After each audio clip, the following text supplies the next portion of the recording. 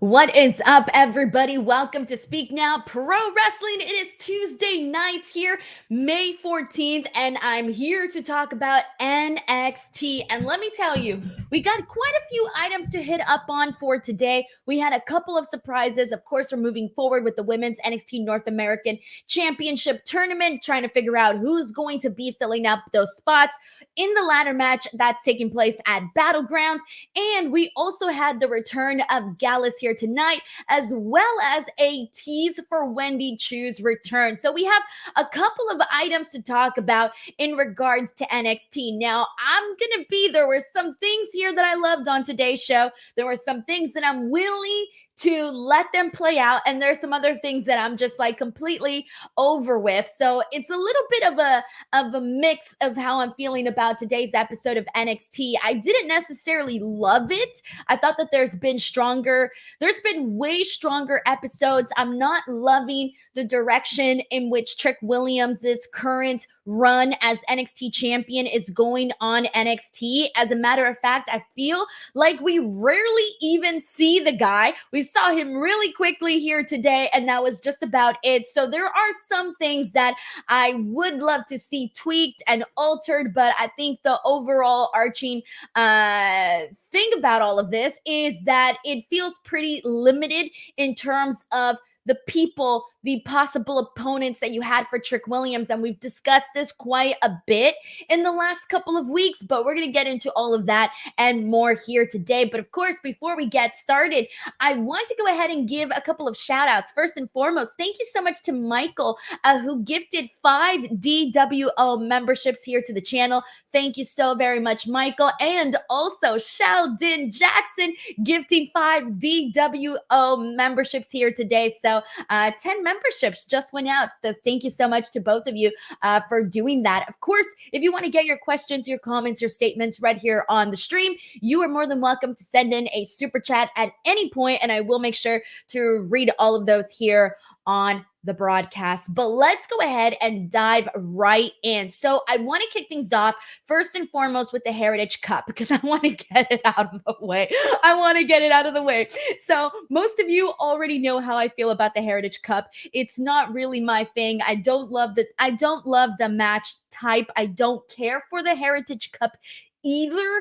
A lot of it has to do with how it's been presented on NXT. Now, I wasn't a big watcher of NXT UK, so I completely missed out on all of that. And I feel like that's part of the reason why I don't care for the Heritage Cup as much as some other people do, because I know a lot of people do. I get a lot of comments of people saying, Denise, give the Heritage Cup a chance, please, Denise.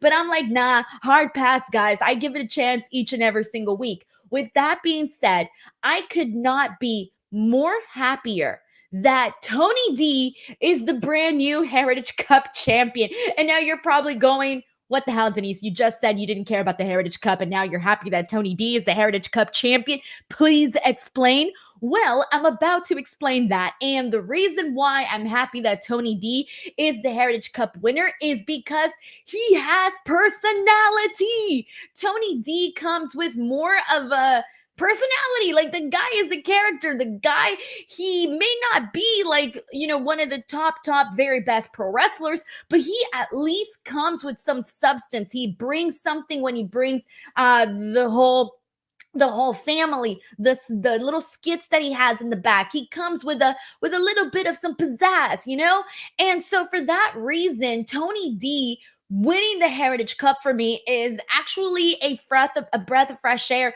because I didn't think that the no quarter catch crew had nothing. Like, they gave us nothing to talk about. There was no personality, no charisma. There was not anything that made you formulate a bond with the group on TV. Like, I didn't care for them in any sort of way because they weren't showing any personality. And so for me, that completely disconnected me from the no quarter catch crew. And that was one of the complaints that I had. And then prior to that, who held the Heritage Cup for the longest time? You had Noam Dar of the Metaphor, and well, I wasn't a big fan of that either, because it just came off as a little bit too cheesy, a little bit too corny for me. And so for that reason, I am ready to see an act that I have at least this garnered my attention on the show, and that person is Tony D with the family. And I think for a long time now, Tony D's been on NXT now for a while. He had that great program with Santos Escobar. He went on to do a bunch of other stuff, and it almost feels like he's not going. Well, I can't say he's not going to be NXT champion, but he's not a person that I would say people are screaming to become NXT champion. Like, there's always somebody above him. Before it was Carmelo Hayes, it was Ilya Dragunov, then it became Trick Williams. There's always somebody you want to see become NXT champion more than Tony D. But at the same time, you knew Tony D was meant for something on the show. You just didn't really know what. So I'm not seeing him as NXT champion right now. It's just doesn't seem like it's happening, at least not in the short future. And then also NXT North American Championship is in a totally different direction right now. They're doing a totally different thing. So you have Tony D who's coming out here and saying he's going to be the dawn of NXT, and then he's going to do all of these things. And you're like, well, what is he going to do? He's not like he's going to win any of those titles. So what does he get? Where does he go from here? Well, my friends, that's where the Heritage Cup comes in. So I actually see this as a huge pro, somebody I'm interested on the show to get to be the Heritage Cup champion. And I hope that it kind of turns things around a little bit, makes it a little bit more, I want the family to be the way that they are, to be. For example, today they got fined $20,000 for the whole referee stunt that they pulled last week. While I was not a fan of the referee stunt, and I'm so glad that Ava actually said something about it today. I was not a fan of it, but she called them out, and that was my complaint last week. My complaint last week was that it made NXT look pretty silly. It made it look silly that the GM, that nobody said anything, and they just let the match happen with them replacing the referee, and I wasn't a fan of that, but I'm glad that they said something about it today, and then they were fined. But the thing is that Tony D and the family, because they're always getting rid of people and they're always doing things their way, they're either get rid of people, make them swim with the fishes, or they kidnap them. If you don't watch NXT, you're probably saying, what the hell are you talking about? But they do all of these things that only Tony D and the family can get away with. Like, they are the only ones that I would let them slide when it comes to this. And so there is comedy within that. And so for that reason, all I got to say is, yes, I am happy Tony D is Heritage Cup champion. But we got some super chats in here. Let's see what the people are saying. This is from Retro Mint Man, who says, heard you don't like oranges. Unfortunately, it's the only fruit I have. Here you go. Wait, I know somewhere out there. Oh, yes. I do not like oranges. So I know this is totally random, and I forgot where I said this. I might have said this on Twitter, on a podcast somewhere, wherever I said this. But I don't like oranges because I don't like the smell. And I had a really bad experience at Universal Studios where so I don't know how many of you guys have been to Universal Studios, but there's a ride. Which one is it? It's the Kung Fu Panda. Yes, it's not really a ride, actually. It's more so of it's like a theater experience. But before you get into the actual theater where you're seated and everything's cool, they lump up everybody in one single room, and you literally have to stand there all crowded, and everybody bunches up because everybody wants to get good seats. And so everybody's like so close to you. And I remember this woman was chowing down on some oranges. Now, keep in mind, we are in a confined space. There's a bunch of people. It's hot, body heat. And this woman has a bag of oranges, and she's like eating them. She's licking her fingers. She's doing everything. And the smell, it was right next to me. You all know oranges have a very heavy smell. And so she really kind of grossed me out with the oranges. And so after that, I was like, I hate oranges. I hate them. I can't have them because I think of that really bad experience. I hate the smell. But then I ended up taking one of those food intolerance tests. And then turns out that apparently I have a food intolerance to oranges. So I don't know if it was something that I developed. I don't know how it happened, but I actually think that woman ended up sort of saving me because oranges are apparently not good for me. So her stinking up the place with the oranges ended up saving me. So there you go. Retro Mint Mance, thank you so much for the super chat and sorry for going off tangents. We got Stephen Marchuli here who says, so Ruca has the it quality. She stands out. Lexis King's beard is crazy. I've been talking about Lexis King's beard for like the very first time we saw it because I looked at it and I was like, what is that? I've never seen anything like that. It's hilarious. And now, and now it's a part of who he is. It sort of adds to the persona of Lexis King, where he's this, he's this cocky fella, and he's got that one thing that irks you, and that one thing that irks you is that beard. So there you have it. We got Sheldon Jackson here who says, how Denise feels about the Heritage Cup is almost comparable to how I feel about JC Jane. The adjectives are similar. All right, then. You know what? We've had this discussion plenty of times, but yeah, there are just some things that they just don't stick. They just don't stick. And for me, it's the Heritage Cup. But you know what? There's a chance that Tony D might turn it all around. So let's see if that eventually ends up happening. But that's where we're at. I know everybody's bringing up Orange Cassidy. I do like Orange Cassidy a whole lot. He does not smell like oranges, which makes me very happy. All right, so let's talk about how NXT ended, because that was one of the big topics coming off of the show. And so this is what we had. I have to kind of rewind a little bit to explain what's going on here. So first and foremost, Wesley, Obafemi, Josh Briggs, Ivar. We need to start there. So Wesley goes out there, he cuts his promo, and basically the gist of it is he talks about how he was supposed to be out for a year. As we all know, the last time we saw him doing a promo in the middle of the NXT ring, he was heartbroken, he was crying. It was a very, very sad topic to be discussing. And he was gone. He couldn't feel his legs. He was gone. He had back surgery, and he was supposed to be gone for a year. Nobody was expecting him when he came back 2 weeks ago on NXT. And so Wesley returns in 6 months, and that's basically what he talks about in this promo. So nothing new. No new information, but we just get to hear it directly from Wesley. And he's talking about the passion that he has for NXT, for wanting the NXT North American Championship, because he's made it very clear that that's what he wants. He's a former champion, and well, he wants it again. But he is interrupted by Obafemi. Now, Obafemi, it's funny because Obafemi is an interesting fella. He has such a deep, deep voice, and at first it went from like, oh, we rarely ever hear Obafemi talk, to all of a sudden we're hearing Obafemi talk quite a bit more, and he's getting better at the promos. Again, his delivery is very different.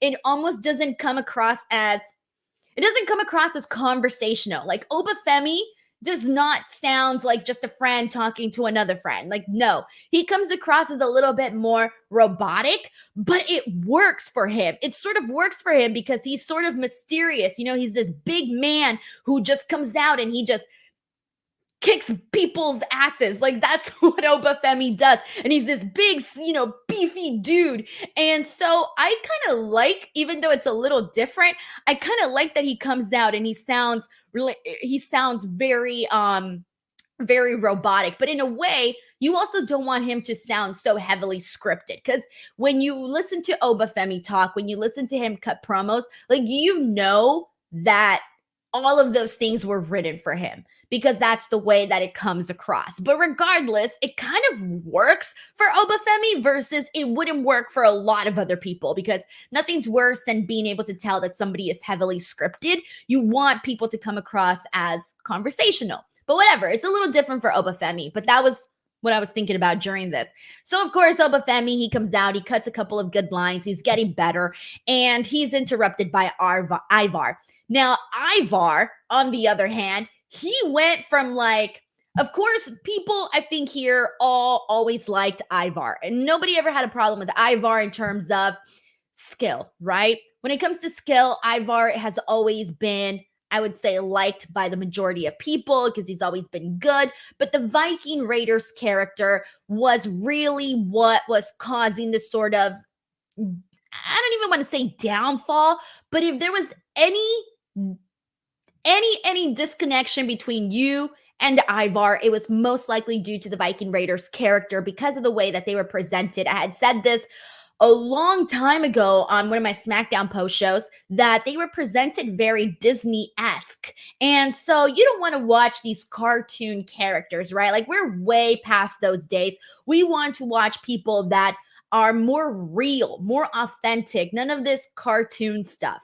And the Viking Raiders, unfortunately, for the longest time, were being presented in that light. Of course, it was a different era. We still had Vince McMahon and all of that. So, anyways, unfortunately, due to injury, eventually Ivar ends up on his own, loses his partner, but he's made the very best of it. And he's been having killer matches. We know that. But now he's been over on NXT. But what we've been seeing on NXT has really been working for Ivar because all of a sudden, he still's got the big beard and the long hair. Fine, no big deal, whatever. We still know he's a Viking underneath it all. But now he comes out in regular freaking clothes. The man is out there in a t-shirt with a vest, sweatpants, and boots, and a little hat. And I'm thinking to myself, dude, this is the perfect airport outfit. If you travel a lot, this is the look that you got to have for the airport, guys. It's fashionable, but it's comfortable. I really like Ivar's look, guys. I might copy it. That might be my airport look, all right? Because dude looks comfortable. But the point is that he looks a little bit more relatable, a little bit more real. Like, if I saw Ivar at the store, that is what I would picture him wearing at the store. Like, I feel like that fits his personality a little bit more. And of course, the Viking stuff is still going to be there, but regardless, he just comes across as a little bit differently. And we're hearing him talk more. Again, none of this cartoonish stuff. He's just coming out and he's talking like a regular guy, and that's it. And he talks about the surgery that he had, the back surgery that he had, and said that he and Wesley actually had the same doctor, and even gave a shout out to the doctor. I thought that was pretty funny. And then, of course, he's interrupted by Josh Briggs. And Josh Briggs goes out there, and I will hand it to Josh Briggs. He went from somebody where, like, I really wasn't too sure how I felt about him on NXT. And again, he's not a new act on the show. He's been on NXT now for quite some time. But even then, I kind of went back and forth with how I felt about Josh Briggs. I thought he came across as too he didn't really stand out any differently from like some of the other guys. Like, you could have easily blended so many people together, and Josh Briggs was one of them. And recently, and that turning point for him was really the breakup between Josh Briggs and Brooks Jensen. Remember when I couldn't even freaking say their names? I was like, whatever, one of them is Josh Briggs and one of them is Brooks Jensen. And now that they're separate, it's like, all right, this is who you are. This is what you're doing. And that moment that he had, that triple threat at the last PLE that they did for NXT, that was also the turning point for Josh Briggs, where suddenly I'm looking at him and I'm going, yeah, I want to keep seeing you. I want to keep seeing what you've got in there. And so now you had all these four guys, including your champion, and Wesley is basically saying, dude, do a fatal four-way match.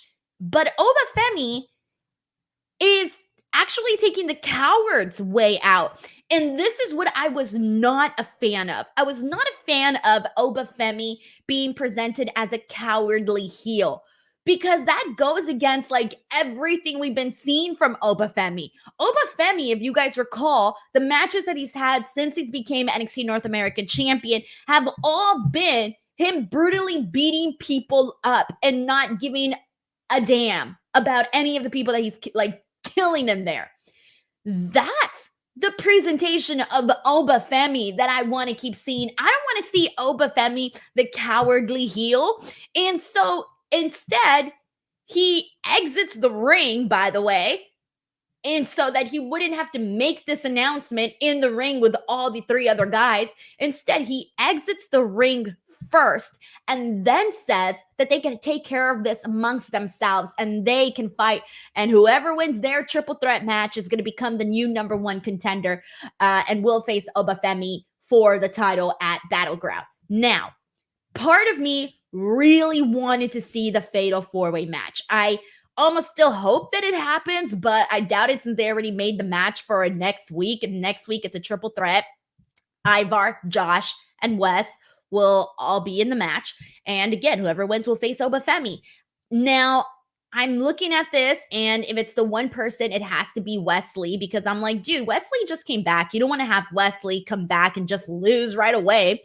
But at the same time, I know if they do Wesley versus Obafemi, Obafemi's winning that thing. So again, I just think it would have been a better story overall if they would have just done the fatal four-way. And I know some people are probably thinking, well, you don't want to blow your load and get all three competitors, out of the way so fast. Like, you can do so much more and you can have more of these matches, right? But I wouldn't mind seeing them do the fatal four-way and then have Obafemi retain. I wouldn't mind him afterwards doing these singles matches on NXT television with those guys. Like, I'm totally cool with that.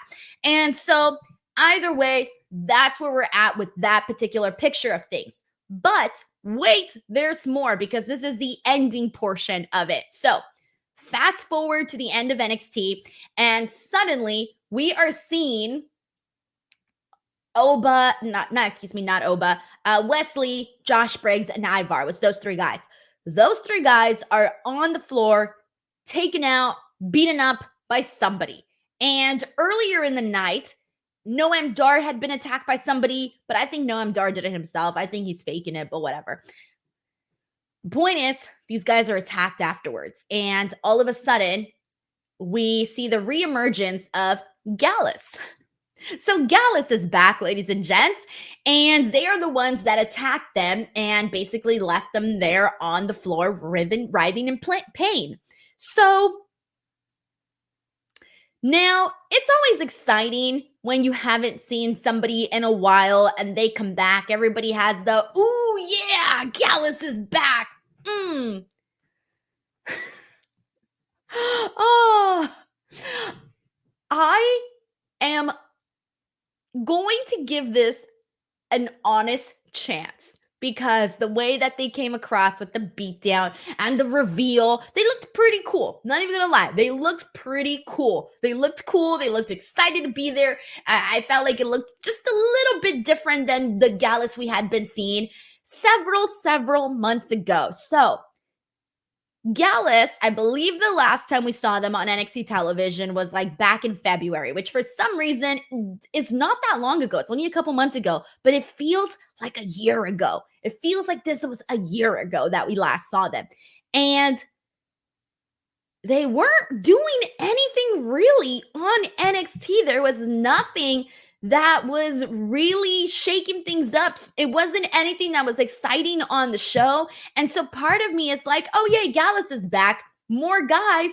Woo. But then the other part of me is like, well, I really wasn't a big fan of Gallus to begin with. So I feel like that is a little bit of my issue, where I'm like, yeah, I like Gallus, sure, whatever. And I'm willing to give this a chance, but it's not like I was the biggest fan before this.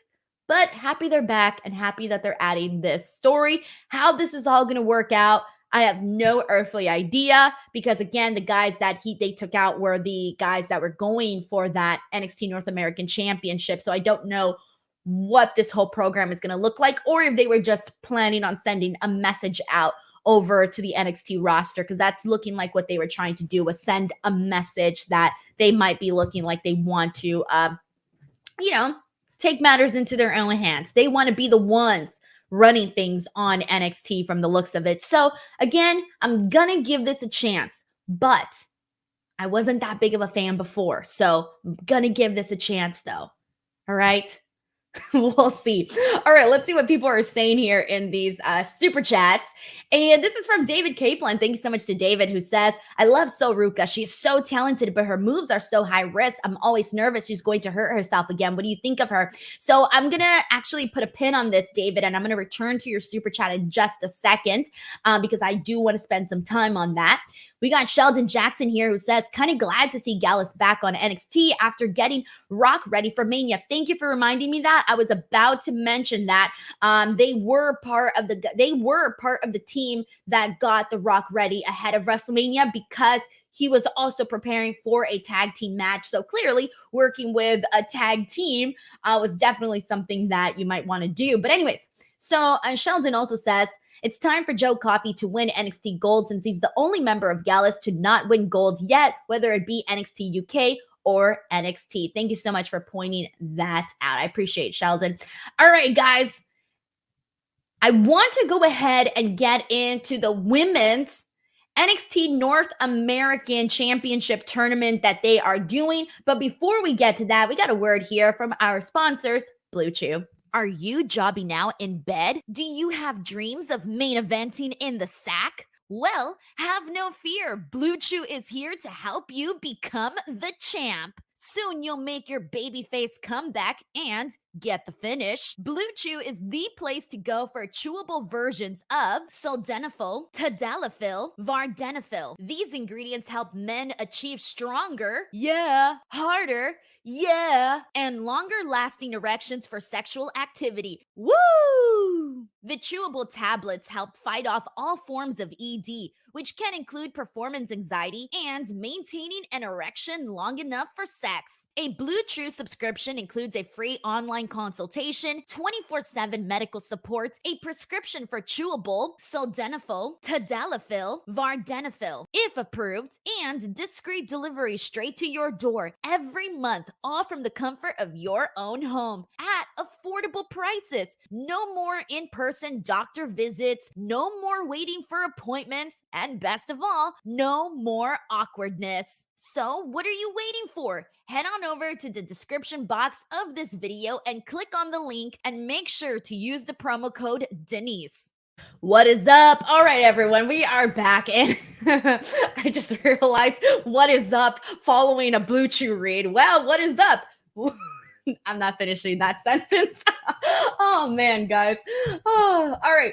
We got Richard Biggs here, by the way, who's been a member of the DWO for 4 months now, says, love the channel. Thank you so much, Richard. I appreciate your support, and thank you so much for being a member here of the channel.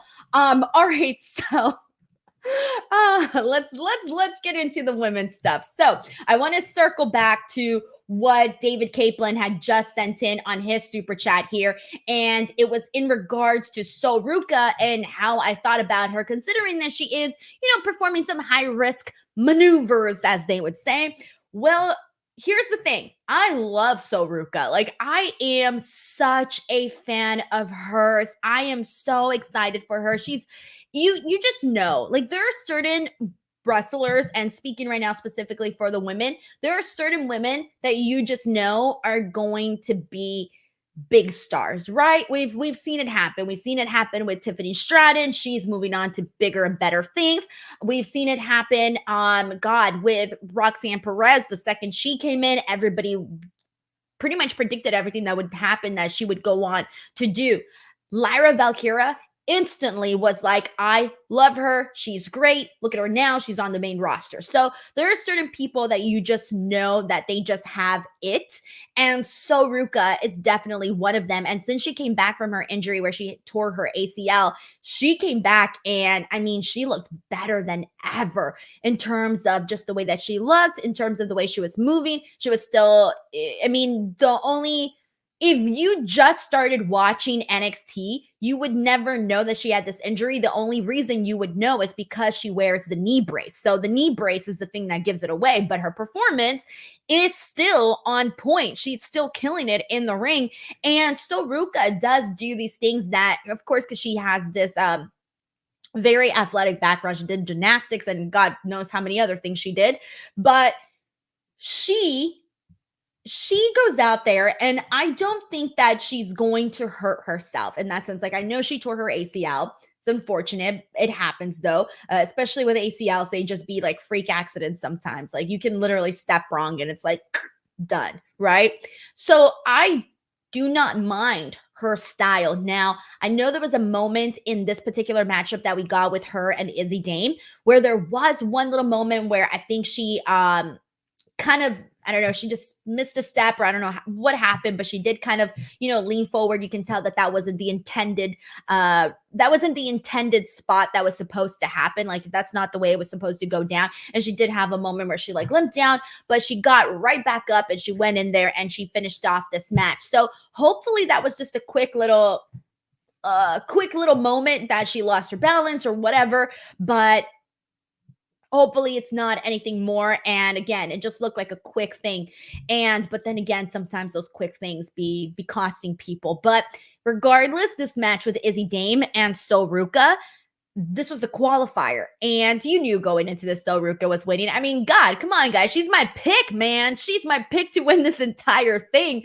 And so she goes in there with Ruca, Izzi. And I got to tell you, like, before this, there are certain girls on NXT that sometimes, because we don't really know them too well, because we've seen them sporadically on the show, or we see them on some episodes and we don't see them on some episodes, sometimes how do I say this? They start to blend. They start to almost all look the same, like the ones that you don't really know. And it's funny, actually, because I had a friend who follows me on Twitter because they're a wrestling fan, but they don't watch NXT at all. But they see my tweets, and one of the things that they said to me was like, Denise, who are these people that you're tweeting about? And I'm like, what do you mean, who are these people? And they're like, the girls on NXT, they're like, they all look the same. And I was like, no, they don't. They don't look the same. What are you talking about? I'm like, they're so different. And started pointing out some of the girls on the show. And I'm like, oh, this is this person. I started explaining who everybody was.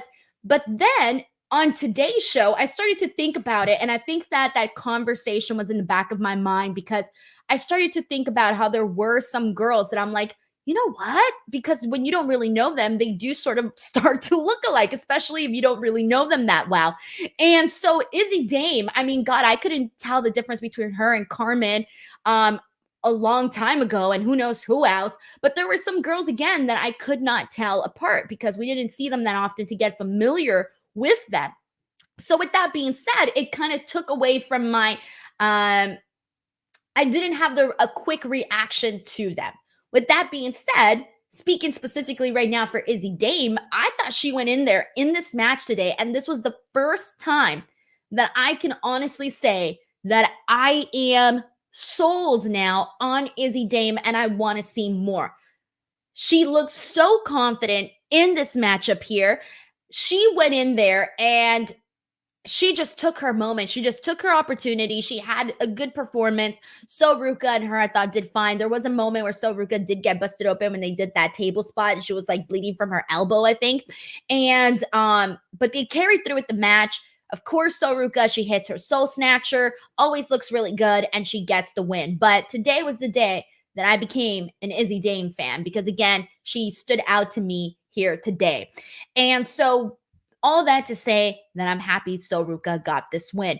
But the other match that we had for the women's qualifier was Ivy Nile and Lash Legend. Now, this was also, my prediction was Lash Legend would be one of the people to take part in this ladder match, because Lash Legend is another one that she came in and it kind of took them a second. It took them a second to do something with her, but they slowly started to do more and more with her, to the point now where you're like, oh yeah, Lash Legend, I know her. She's no longer just blends in the roster. Now she's her own person on the show. And this match was fun too. Ivy Nile went in there. She hit a bulldog off the top rope on Lash Legend. I love this. And I love how the size difference too, because Lash Legend, she's a tall girl. And so eventually there's these distractions from Jakara, and because of that, Lash Legend ends up getting the win. She gets her with this big giant boot to the face, sends Ivy Nile in a whole other dimension. But because Ivy Nile is a main roster talent, I think that's why they wanted to have her sort of lose via distraction. But again, they haven't done too much with Ivy Nile on the main roster, so if Lash Legend would have beaten her clean, I don't really think it would have been that big of a deal. I don't even think people that don't watch NXT would even know that Ivy Nile, a main roster talent, lost to Lash Legend over on NXT. But it's fine. I get them wanting to protect her again because she is a main roster talent. But This was good. And so far right now, I'm pulling up my predictions here because I screenshotted them. So I posted this video on Instagram, by the way, which I've been posting so many videos if you guys want to go check them out. But these were my predictions for who I was expecting to be in this ladder match that's going to be happening at Battleground. And so far, I'm good with Ruca and I'm good with Lash Legend. Those were two of my predictions. However, my other four predictions are now in question marks because the other ones that I had was Thea Hale, Jada Parker, Meechin, and Fallon Henley. So you're probably thinking, Denise, you got a problem. Yes, I do have a problem because next week, and keep in mind, I did these because we don't know. We're literally finding out every week who's even facing who in these qualifier matches. Like, we don't even know who's facing who until they tell us. And so they revealed that next week we're going to be seeing Jada Parker versus Brinley Reese, and we're going to be seeing Thea Hale versus Fallon Henley. So there's my problem. Thea Hale and Fallon Henley, in my opinion, should both be in this match. I don't want to keep seeing Thea Hale get excluded out of these big moments because she's sort of not been part of these big matches for the women on NXT. And she's grown so much. She's done so well, but yet she's always excluded. Like, she wasn't part of the Women's Iron Survivor Challenge. She was doing something else, but still. What I'm saying is she's always excluded from these things. And I think that now is the perfect time for her to be part of this ladder match. But then here's the thing. You can't have Fallon Henley lose. Fallon Henley just turned heel. And did they even have her on the show today? I don't even think they had her on the show today that I remember right now. I'm blanking. But regardless, you cannot not have Fallon Henley in this match. So now I'm looking at it and I'm going, damn, it's got to be Fallon Henley, which means I'm expecting now Thea Hale to lose. I don't know. I feel like this one's really a toss-up. It really is a toss-up. Like, I love that this match between Thea and Fallon is not only does it have stakes because one of them will end up in the match, but I do love that, of course, they have the beef with one another. So I get that. I get why they're in this match together. But damn, these were two girls that I wanted to see in the actual ladder match. So I don't know who's going to take that spot now. I don't know. I'm looking at this now and I'm thinking that maybe I'll probably say maybe Kalani Jordan. No, wait, is Kalani Jordan out already? Or is it Ren Sinclair? I don't know. Kalani Jordan, Tatum Paxley, Ren Sinclair. Those are some options there. But damn. No, Kalani Jordan's not out. Yeah, sorry guys. I was blanking there for a second. But that's where we're at with the NXT Women's Tournament. And then there was also, speaking of Tatum Paxley, she was like stalking Ava on today's episode of NXT. But that's where we're at right now with all of this. Let's get some thoughts here. We got Stephen Marchuli here who says Carmen Petrovic's moveset plus entrance screams star. She has been very impressive as well. She started to, when was it? I think it was that match that she had with Shayna where I started to look at her a lot differently. But she's been coming in. She's been looking good.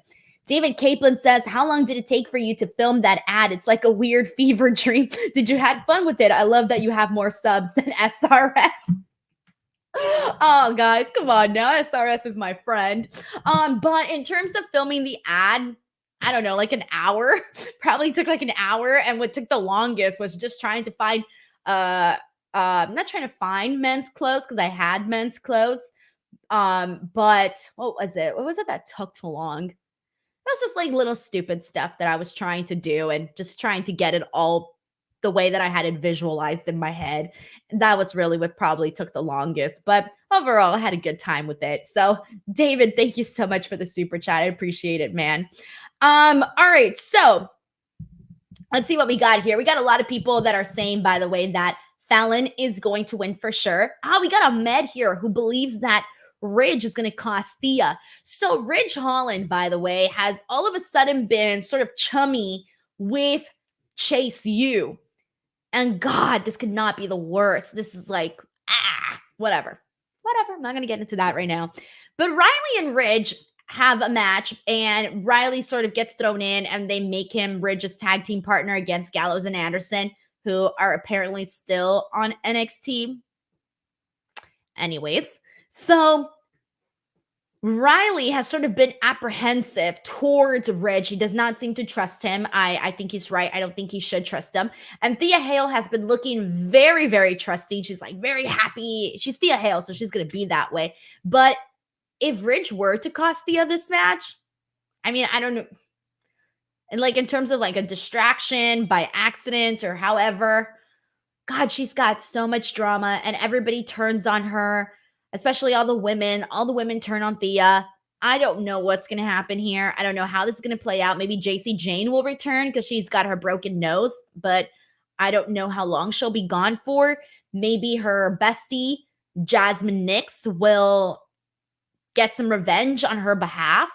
I don't know, but there could be a scenario where somebody cost Thea Hale this match against Fallon Henley. But then again, I kind of want to see Fallon Henley just do her thing. So Fallon Henley now is starting to move up that ladder. She was my second pick for winning the Women's NXT North American Championship, but my first pick was Soul. My second was Fallon. So we'll see where they go from that. All righty. And let's see where else we need to get into. So sticking with the women, let's get into the Wendy Choo tease. So this was really, really quick.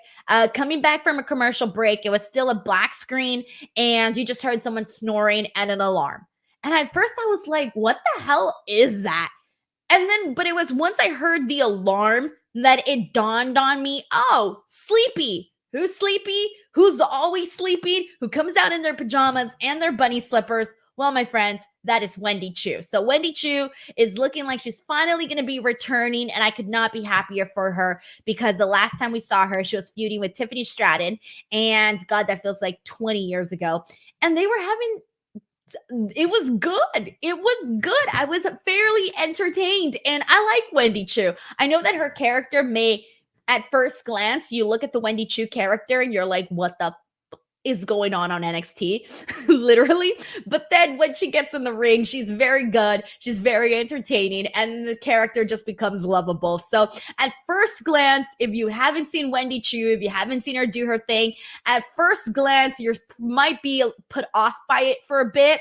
But once you get used to her doing the Wendy Choo cutesy thing, it all of a sudden becomes lovable and you enjoy it. And so I can't wait to see Wendy Choo come back. I think she's fun. I think Wendy Choo is fun. There's not much else to add, guys. It was a really, really quick tease. That's where we're at with that.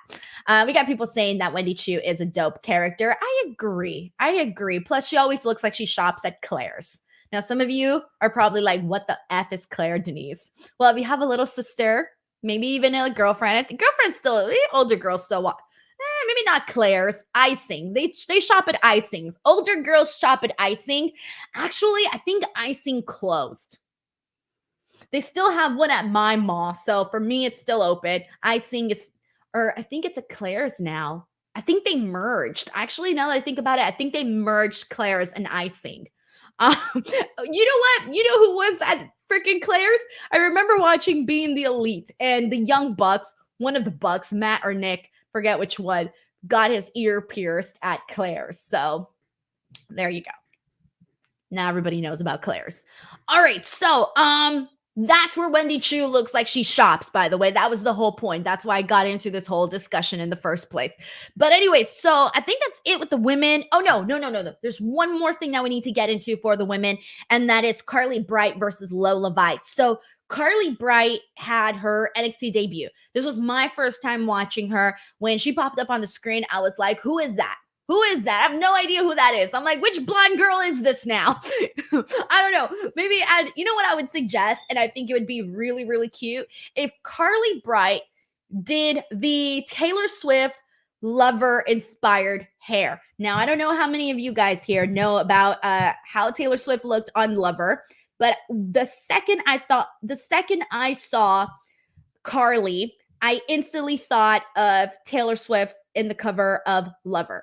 So as most of you guys know, this is the Lover album right here. And she's got the colored hair tips on the bottom, the all blonde hair, of course, and the colored tips on the bottom. I feel like Carly should do something like that to kind of make her stand out a little bit from some of the other girls, because all the other, like, Carmen, Izzi. I lost track of how many blondes we have.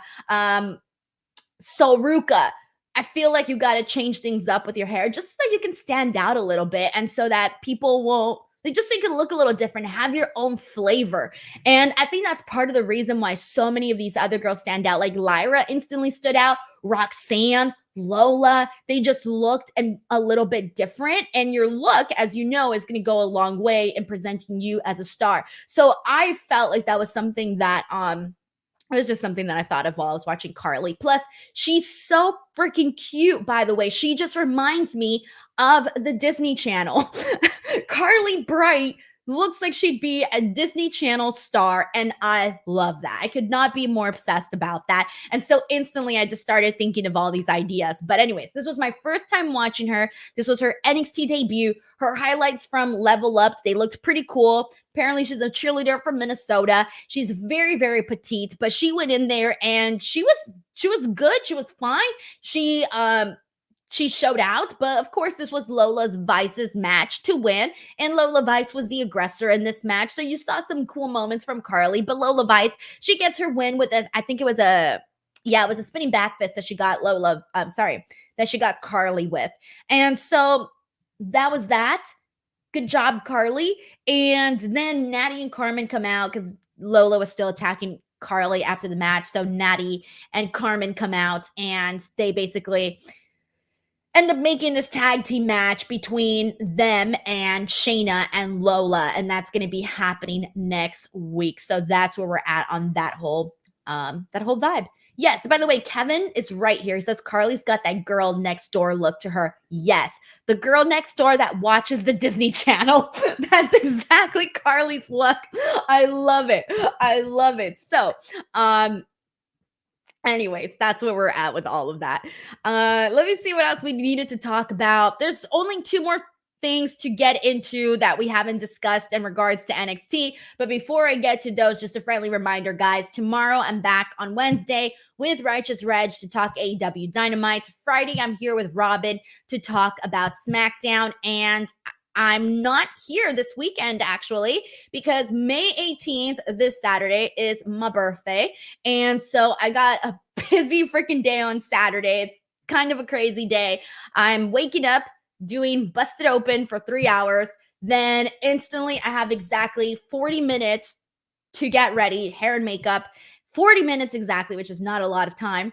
And I have to leave to Ontario, and I'm going to be at Comic-Con Revolution, and I'm going to be hosting 2 panels back to back. One is with Trish Stratus and Lita, and the other one is with your former AEW World Champion, Samoa Joe. So I'm going to be doing those 2 panels, and then immediately after that, I'm going to be driving back from Ontario, and it's a little bit of a drive, and I'm going to be having a big taco fiesta. My entire family is coming over to my grandparents' house, and because it's also my grandpa's birthday, we share the same birthday, and so we are going to have a taquero. It's going to be a whole thing, and so I'll try to vlog it or something because it's kind of a crazy day. I'm really stressed out about it, and I'm planning the whole party myself too on top of that. So there's just a lot happening. So Saturday I won't be here to talk about Collision, but I think I have a good reason. I have a good reason to miss this week, guys. Anyway, so that's what's going on. Let's see. Idris and Malik versus OTM. This really wasn't too much of anything to really talk about in regards to this. OTM gets the win. The only thing that I was thinking about, though, is that I think that Brinley Reese is coming across a whole lot like Thea Hale, sort of like a Thea Hale 2.0.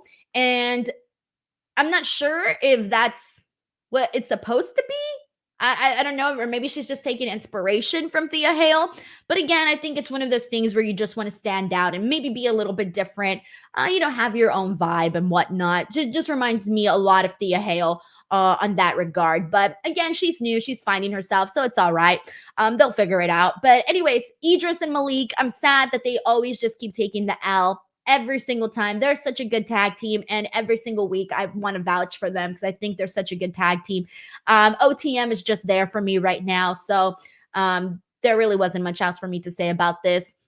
And the other thing that I wanted to talk about, which is the last thing, which is Oro Menza versus Javon Evans. This was a fun match, guys, and I started to think to myself, we don't really, so Ora Menza is part of Metaphor. And he's sort of, again, been in the shadows in Metaphor. He really hasn't, that I recall, had very many singles matches since joining Metaphor. And sporadically, he's had a few. But I feel like, I don't know if it was this combination of him and Javon Evans or what, but I really did feel like Ora Menza was better than I recall him being. And again, maybe it's because I haven't seen him in a while. Maybe it's because we had a little bit of the attention on him. Maybe it's because he was in there with Javon Evans, who's very, very fun to watch because he's very, he's a high flyer. He's does some really fun things. Like even the way that he does the springboard cutter, like it just freaking looks cool. So I don't know what it was here, but Ora Menza definitely stood out to me, and this was a fun matchup. Javon Evans continues to grow on the show. He's a very, very young guy, and he even gets the friendly rub from Trick Williams afterwards, because during this match, we basically saw Lash Legend was about to cheat and help out Ora Menza and hit Javon Evans with a chair, but Trick William Wonka comes out and basically gives her the look, and she's like, ooh, my man's here, so I can't do this now.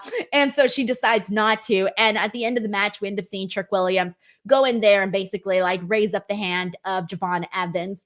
And so that was cool. But again, guys, like Trick Williams right now, he was really getting one of the biggest reactions on the show as NXT champion. And it really bums me out that he was like, I don't know, someone do the math. It was like less than 1% of this show was Trick Williams, and that kind of sucks. So I really have been bummed out about the follow-up with Trick Williams as NXT champion. So I hope that they spice that up a whole lot, because the Lash Legend stuff, yeah, it's cute. It's romantic. I'm into that type of stuff, the rom-com stuff. I'm digging it. But it's not enough. Like, he needs to have a serious feud. He needs to have something that